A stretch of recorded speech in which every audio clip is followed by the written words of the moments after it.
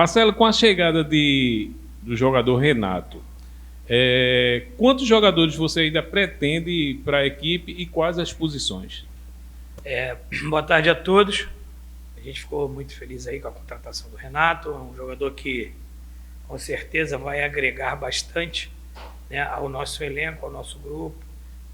Um jogador experiente, um jogador que tem um histórico de bastante gols e uma peça importante que vem a acoplar junto com o nosso elenco para a sequência da temporada. Que nem falei anteriormente, o Santa Cruz está aberto ao mercado, né? A gente está analisando o mercado como num todo, a gente, na mesma questão de a oportunidade do mercado, como houve essa oportunidade do Renato, a gente está bem atento às outras oportunidades de mercado. Assim, eu tinha uma necessidade muito urgente no extremo. Essa era a maior necessidade emergencial. Então, a diretoria supriu e agora a gente está entendendo o mercado como um todo. Não tem uma posição específica. Eu vou falar para você que eu estou muito satisfeito com o que o meu elenco vem entregando, né? Como eu falei anteriormente, se vier alguma peça que venha a agregar, acrescentar na sequência da competição, a gente vai analisar. Não está fechado o elenco do Santa Cruz, ele está aberto e a gente vai continuar mapeando o mercado, entendendo que nem sempre falei, chegar um jogador que seja do nível dos que a gente tem ou melhor para que possa agregar a esse elenco e com certeza fortalecer o elenco para a sequência da competição. Boa tarde, Marcelo. Eu queria que o senhor falasse como foi essa semana de treinamento. Vai enfrentar o Ferroviário novamente, agora fora de casa. Como é que o senhor pensou esse jogo lá no Ceará? Queria que o senhor falasse também sobre as voltas, Gabriel Galhardo e Pedro Favela, e se tem alguma baixa para o jogo do próximo sábado. A gente trabalhou bem a semana, né? Uma semana satisfatória de trabalho. O mais importante é que o grupo tem respondido bem aos trabalhos, aos treinamentos. A gente vê cada semana o grupo mais fortalecido, o grupo mais fechado, mais unido, os jogadores individualmente evoluindo bastante. Isso é muito bom porque a gente acaba tendo um grupo com uma disputa salutar interna por um espaço dos 11 titulares. Isso é bom e isso aumenta, né? O importante é o treinador ele ter, quando precisar recorrer aos 11 que não começam o jogo, a gente ter a resposta que a gente teve no último jogo. A gente ter um Jonathan Paulista que começou o jogo com a ausência do Gabriel, se ouve muito bem. A gente tem um Bessa que entrou muito bem, a gente tem um Vini Ora que entrou muito bem, o William sempre que a gente precisa geralmente lançá-lo, né, numa situação geralmente que a gente pode vir a ser pressionado, tudo aquilo que eu penso do William para o jogo, ele corresponde, né? Eu já falei as grandes virtudes que o William tem. Então, assim, o Vini Silva vinha de um tempo de inatividade, entrou, na minha opinião, jogou muito bem, entrou muito bem, correspondeu muito bem, incorporou o setor, deu volume, deu força ao setor ali, no momento que a gente estava ali sendo um pouco pressionado. Então, assim, a gente sempre trabalha os 11 que não são titulares para, quando for solicitado, ser ou igual ou melhor.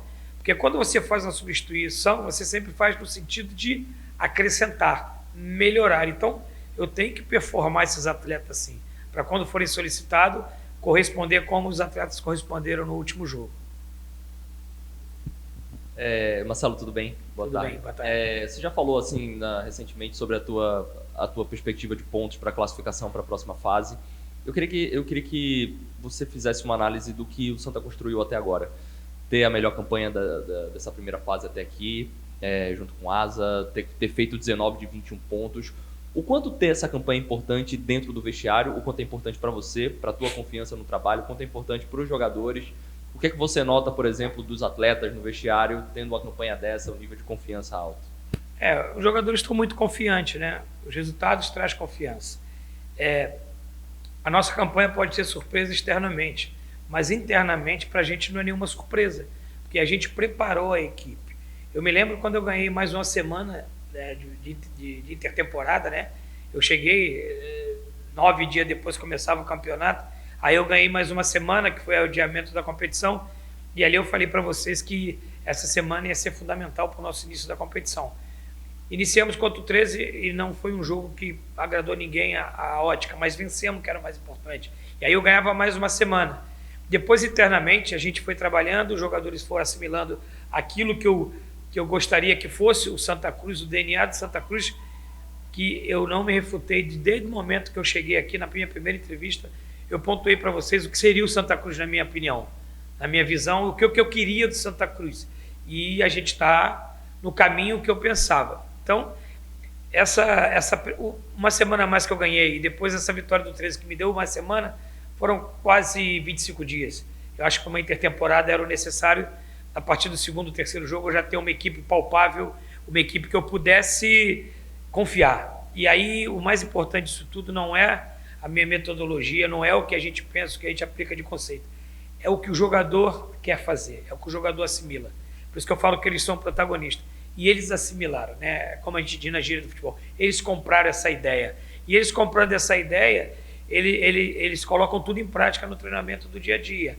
E aí, eu sempre falei, não só o Cabo, mas os meus pares de trabalho, meus companheiros de trabalho, o Arley, o Pedro com a chegada agora, o nosso CEO, o Diego, estatutário, o Alan, estatutário, a minha comissão técnica, a comunicação, a nutrição, tudo é um trabalho integrado, multidisciplinar.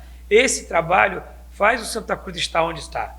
E aí, com certeza, a gente logo tomou a decisão de mapear 30 jogadores para trabalhar, tomamos essa decisão, que era uma decisão difícil, mas importante de tomar, para vir ter um grupo enxuto. Para quê? Para que eu pudesse trabalhar esse grupo, não só dentro de campo, mas mentalmente, implementar neles a filosofia que eu queria. E aí a gente começa a ter um vestiário saudável, um vestiário controlável, um vestiário saudável, um dia a dia controlável, um dia a dia saudável, e que nem falei anteriormente, a gente tem uma viagem amanhã. E aqui no Santa Cruz, fazer essa viagem não é um sacrifício, é um prazer. A gente está junto, trabalhando, aprendendo um com o outro. Então, do porteiro ao nosso presidente, esse é o intuito. Então, assim, hoje a gente tem um elenco definido, um grupo definido, uma metodologia definida.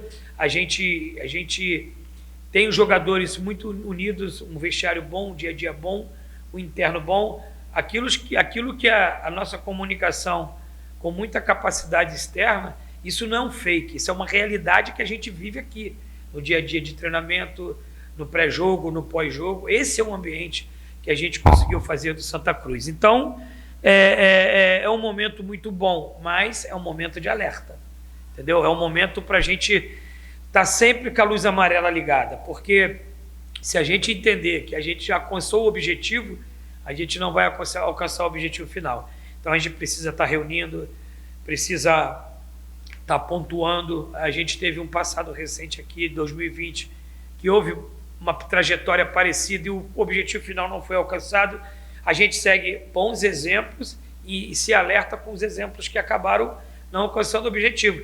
E 2020 para a gente é uma ótica, é um parâmetro. A gente fala sempre sobre essa situação que foi uma verdade que o Santa Cruz viveu, né? Então, assim, a gente tem que ter muito alerta, muita atenção, para que a gente sabe que a gente tem um planejamento, a gente está executando bem, mas a gente não chegou ainda no fim da maratona. Uma maratona, que é um campeonato desse, se corre com resistência. Podemos ter arrancado forte, e agora a gente tem que ter fôlego para ter essa resistência. Para quê? Para manter essa primeira colocação nessa maratona. Eu queria te perguntar, inclusive, sobre essa luz de alerta e sobre esse exemplo até de 2020 que você falou. Com uma dúvida. Já a essa altura do campeonato, a classificação está muito perto, né? Faltam 7 jogos ainda. Você tem 21 pontos em disputa ainda, você já tem 19. Com a classificação encaminhada internamente, em algum momento se fala da próxima fase. Já é possível com os jogadores, não sei, conversar sobre possíveis adversários ou alertar para essa história de que, enfim, o Santa ainda tem 3 mata-matas pela frente, além dessa primeira fase. Nesse momento já se fala ou ainda é só a primeira fase na conversa? Seria hipocrisia da minha parte falar para você que a gente não fala, né? Aqui a gente tem que falar a verdade. A gente está com foco total, a gente não classificou, a gente tem algumas metas ainda a cumprir na fase de grupo, que é ser primeiro do grupo, e sim, importante sim, ser primeiro no geral, para a gente ter todos os mata-matas em casa. Se a gente for primeiro no geral, independente do adversário que a gente pegar, a gente vai decidir aqui no Arruda o segundo jogo. E isso é uma meta muito importante. Manter essa primeira colocação é uma meta muito importante. Nós só cumprimos 50% da etapa. Talvez no primeiro jogo, se eu chegasse no final do primeiro turno com 19 pontos, seria um paraíso. Talvez muita gente não imaginasse que a gente seria capaz disso, mas a gente foi. Então a gente agora precisa manter, quem sabe, os 19 ou os 21 pontos da segunda fase. Porque assim, o profissional ele tem que ter obstinação pela vitória. Porque um time que acostuma vencer, ele vai vencer com naturalidade. O time que acostuma perder, ele vai perder com naturalidade. Então a gente começou a vencer. Qualquer ponto que a gente desperdiçar vai nos incomodar. Isso é uma mentalidade vencedora. Isso é uma mentalidade que a gente está criando aqui dentro. Um Santa Cruz vencedor. Então a gente precisa sim. Mas a gente conjectura cruzamentos. Claro que a gente senta em reunião, conjectura. Se a gente, a gente vai pegar a chave tanto. Se a gente for primeiro, vai pegar possivelmente esse adversário. E na segunda fase, e na terceira, claro que a gente faz isso. Isso aí é planejamento. Não tem como fugir disso. Mas o foco total é nessa fase. Como diz o nosso grande treinador, Muricy, a bola pune. Se você começar a perder foco, você pode começar a pagar o preço, talvez da gente não ser primeiro, talvez a gente pode até classificar, mas não da maneira que a gente quer. Então o foco vai ser mantido, mas sim, já começando o planejamento da sequência da próxima fase da competição. Exalta nas coletivas, no pós-jogo, a importância da torcida do Santa Cruz como um 12º jogador. Nessa primeira fase não foi diferente, tanto dentro como fora de casa. Para esse jogo, não sei se chegou a informação, se eu já for sabendo dessa possibilidade de não ter a presença da torcida do Santa Cruz lá no Ceará. Queria que o senhor fizesse uma análise sobre essa situação. Obrigado pela pergunta, porque depois do ocorrido eu não me manifestei ainda, não coloquei minha opinião. Primeiro, eu quero pedir desculpa àqueles profissionais que estavam no ônibus do Ferroviário, né? A minha solidariedade a eles, porque ali eram profissionais, pai de família, que estavam trabalhando e foram alvejados com uma pedrada. Então, assim, minha desculpa à instituição Ferroviário, em nome do seu presidente e toda a instituição, minhas desculpas e minha solidariedade a todos os profissionais que estavam dentro daquele ônibus, porque um dia eu já passei por isso também. Você sai da sua casa para trabalhar e acaba sendo alvejado por uma pedra e a gente não sabe o que vem depois daquela pedra. Então, a minha solidariedade a todos aqueles profissionais que estavam dentro daquele ônibus. Graças a Deus, ninguém se feriu, ninguém se machucou e conseguiram voltar à sua casa e continuar o seu trabalho. E a minha colocação posterior a essa é a minha tristeza pela essa resolução do STJD, do não comparecimento do nosso torcedor. A minha solidariedade ao nosso torcedor, à nossa torcida, porque eu averiguei tudo como todo mundo averigou. Na minha opinião, Marcelo Cabo, para mim foi um fato isolado. Não foi a torcida do Santa Cruz que apedrejou aquele ônibus, foi um torcedor. Um torcedor, que a imagem prova isso, nem o uniforme do clube estava, ele tacou uma pedra. Então, a minha opinião, não era a torcida do Santa Cruz que tinha que ser punido. Era esse cidadão que tinha que ser punido na esfera criminal, na esfera que pudesse penalizá-lo pelo ato. Foi um ato isolado, é como se eu estiver passando na rua, alguém me dá uma pedrada. Eu não posso dizer que foi a instrução X, Y, Z, mas eu respeito a decisão do STJD, né? Mas eu espero que eu ainda possa contar com o nosso torcedor. Porque 5 milhões de torcedor não pode pagar por um cidadão, que eu não sei nem se é torcedor do Santa Cruz. Não sei. Ninguém conseguiu identificar, ninguém conseguiu saber quem é. É a mesma coisa do que você está passando na rua, o cidadão pegar e tacar uma pedra no seu carro. Você tem que ir lá apurar, identificar. Eu acredito que tenha sido uma medida prévia do STJD e espero que os fatos sejam apurados, porque o nosso torcedor, a nossa apaixonada torcida, não pode ser punido por um cidadão se eu não sei nem se torce para Santa Cruz. Então eu espero que as autoridades apurem isso a fundo, né? Nós temos a imagem, que tente identificar esse cidadão e que ele pague pelo ato que ele fez de atingir um pai de família dentro do ônibus. Então, para mim, esse cidadão não é torcedor do Santa Cruz. Para mim é um marginal. É um cara que está tomando uma atitude de uma pessoa que tem que ter uma uma correção para viver em sociedade. Porque, como foi no ônibus, poderia ser eu como cidadão, você ou um pai de família andando na rua, ser alvejado por uma pedrada. Então, a minha solidariedade também ao nosso torcedor. Eu sinto muito dele não poder participar. Espero que haja tempo hábil para poder apurar isso e o torcedor do Santa Cruz não ser punido por um cidadão que cometeu esse crime. Marcelo, qual a principal lição que o time tirou dessa última partida contra o Ferroviário que pode ser aplicada agora nesse novo jogo? Boa pergunta. A gente fez um bom jogo, né? Fez um bom jogo. Algumas correções técnicas e táticas a gente já fez essa semana. Por exemplo, assim, eu achei que o nosso balanço... Perdão, me perdoe, toda hora eu bato aqui. Eu acho que o nosso balanço defensivo na hora do gol do Ferroviário demorou a fazer o balanço contrário. A gente treina muito isso. Tanto que o adversário conseguiu conduzir a bola e finalizar de distância, coisa que a gente sofre pouco, arremate de intermediária, porque a gente tem esse trabalho muito bem feito da proteção da entrada da área. É uma coisa que a gente trabalhou durante a semana, corrigiu, muito atento com a bola parada do Ciel, que foi uma coisa que nos trouxe trabalho, apesar da nossa equipe ter uma postura de bola parada defensiva muito boa. A gente melhorou a bola parada ofensiva, tivemos oportunidade, inclusive o gol sai de uma bola parada ofensiva, o escanteio, depois teve a falta que o William Júnior bateu, quase fizemos o gol, a falta lateral. Então, assim, algumas coisas nesse sentido. E uma coisa que eu estou bem atento para informar vocês. Antes do jogo do América de Natal, o Ferroviário jogava com uma linha de 5, certo?